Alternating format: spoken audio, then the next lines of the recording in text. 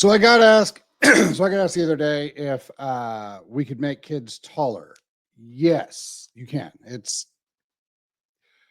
Yeah, you can. We've done it before. It's one of those things that you kind of have to look at. It's not, if you do it right, it's pretty safe. It's You can easily do it and keep kids safe and help them grow. The issue you run into is you've really got to start looking at functionality, especially for some of these boys. If they're going to be 5'7", 5'8", and you can make them 6 feet tall, over the course of their growth, would you want to do it? I would do it for my kids. I know what it is. My kids are probably not going to need it. They're supposed to be 6'4" and 6'6", or 6'2" and 6'4", so they're not really going to need it. But specifically for the boys out there who are going to be men, I would definitely want to work on bringing their height up, closer to that 6', 6'1" range. The the If you look at all of the data from all of the dating, from all of the, psychological function, from all the stuff, having, the taller a man is, within that 5'10" to 6'2" range, the more dominant they are, the higher the offerings for mates are. There's a lot of benefit in being taller as a male. There's a decent amount of benefit for females, but it's substantially more beneficial for men to be taller than everybody else around them. You look at some of these absurd, videos on, what these women wanting, and the vast majority of them want somebody who's 6 feet tall or taller, even though that's like 1% of the population. So if that's the bar, if that's the threshold a lot of men are being judged by, I would lean into that and help these kids grow as you can. We use there's a variety of different growth hormone peptides that you can use for this, or just use synthetic growth hormone.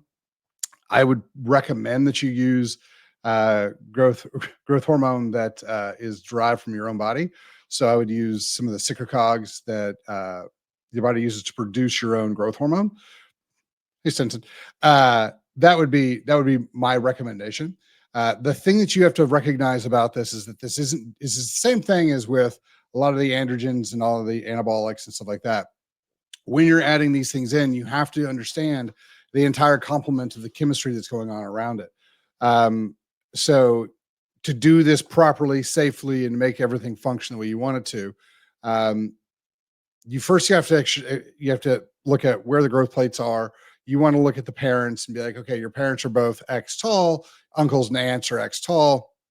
They got their growth spurts at XYZ, to kind of factor in when all these things are going to happen, so that you can make sure that you're not going to try to do something that nature was going to do anyway. So for instance, if you have a kid who's 5'6", and his parents are his dad's 6'2" and his mom's 5'10", and both of the parents got their growth spurt in college, probably want to wait on that one. But if you've got parents who are, the dad's 5'8" and the mom's 5'2", and nobody in their family is over 5'8", and the kids are 5'3" and they're 14, 15 years old, it'd be easy to bump those guys up. When you're doing this, you've got to focus on all of the things for health to make this work right. So sleep is going to be obviously your biggest one. When do kids grow? When does everybody grow? When they're asleep. So we've got to really dial in the sleep. That's a whole process that we walk people through of how to get that in. And a lot of times these kids, they've got to play along. There's the hardest thing about getting anybody to do, like, you can make people lose fat, you can do, gain muscle, you can do pretty much anything you want to with people, as long as they are a willing participant. And the problem with kids is that you get a 14, 15-year-old kid, and they'll be real down for the program for a couple of weeks, and then maybe not. So you've got to really kind of dial that in and make sure that they're going to stay, on the program. But sleep is going to be your big one. So, and that's a big piece of, when is their wake time? When is their bedtime? Like, do they wake up in the middle of the night? Like, have we checked glucose function throughout the night to make sure that everything's where it's supposed to be, and get that set? The other thing is their diet has to be really clean. Remember, we have to build this tissue that they're going to have that makes them taller out of something. If you give them highly processed foods, we're going to end up with really big issues. We've talked about this a lot. You're going to have really big issues if you're eating processed food regardless.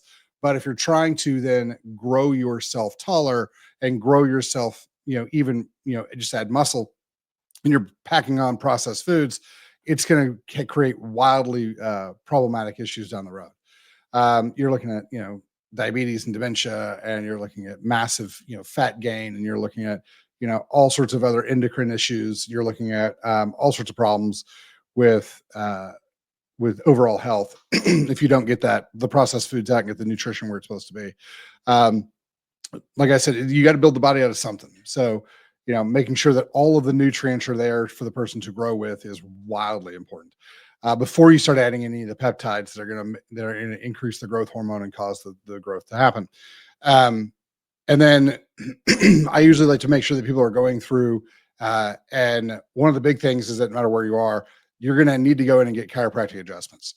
Um, if these joints get out of position, or the muscular tone gets out, you're going to end up with plantar fasciitis, scoliosis. You're going to end up with carpal tunnel issues. You're going to end up with shoulder issues, neck issues. So getting these kids adjusted and getting the musculature tone where it's supposed to be is really important.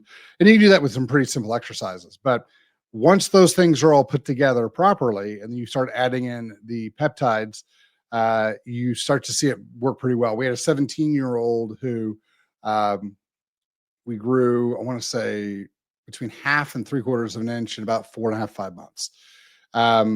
So that worked really, really well. It was one of those, we looked at his growth plates. They were pretty closed. They were still open, but they were closing. We looked at his family members. Family members had all hit their height by the time they were 17, 18, 19 years old. And I think he was shorter than he wanted to be. And he did a great job. And so now he gained that height, but it's not just height, it's everything has to grow, right? Your heart has to be able to work for this whole body. You got your wingspan out. So if you just grow taller, but you got short arms, it's not going to be beneficial. So growing everything all at once is a big part of this. Now, the great thing is that the body knows how to do this. We're not forcing it to do anything it doesn't know how to do. We're saying, hey, here's some more of your own natural growth hormone. What do you do with growth hormone? The body goes, we grow. Fantastic. Make sure you do some of that. And so that's kind of how you do it. Maintaining that function for each individual person can sometimes be a pain, but it's been a great thing we've done so far. So if your kids are shorter than they should be, or you want them to be, or will be beneficial for them in society and later in life, then that would be something that I would definitely look at doing. We do so many things as parents to make sure that our kids have, successful, beneficial lives. This would be one of those things I would definitely look at. I keep seeing these athletes that are, 10, 12, 13 years old, and because of chemical toxins in the foods and, the damage they've had from vaccines and everything else that is pushing back against these kids these days, they're not growing properly.